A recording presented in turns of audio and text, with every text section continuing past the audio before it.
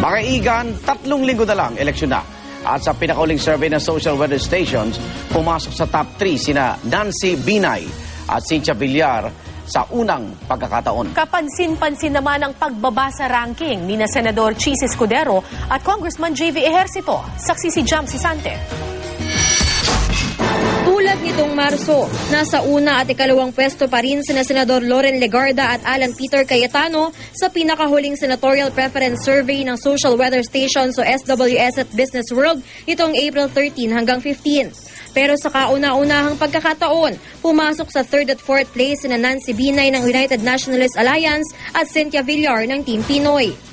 Ang dating nasa top 3 na si Senador Chis Escudero naman, nalaglag ngayon sa 5th place. Umakyat naman si Bam Aquino sa 6th place mula sa 10th place.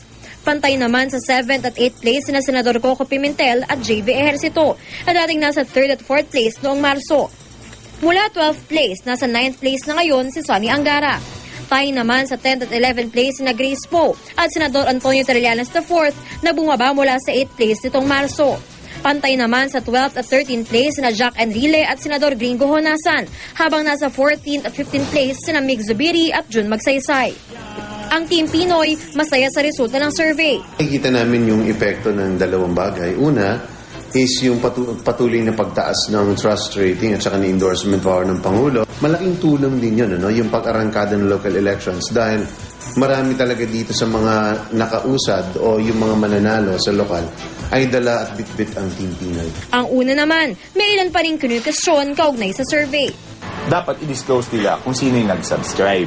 Election to, everything should be transparent.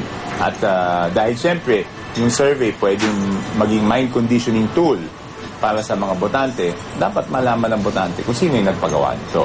Dati nang iginiit ng SWS na walang nagkomisyon sa kanila na isagawa ang senatorial preference survey. Ayon sa isang political analyst, marami pa umanong pwedeng maka-impluwensya sa mga botante bagong araw ng eleksyon. If you're able to negotiate as many local candidates and get yourself included in the sample ballot, that will still affect your winnability. The other one that the surveys cannot possibly capture is the Iglesia ni Cristo vote. The Iglesia ni Cristo vote will matter for those from ranks 9 to about 15. Ako si Jam Sisante, ang inyong saksi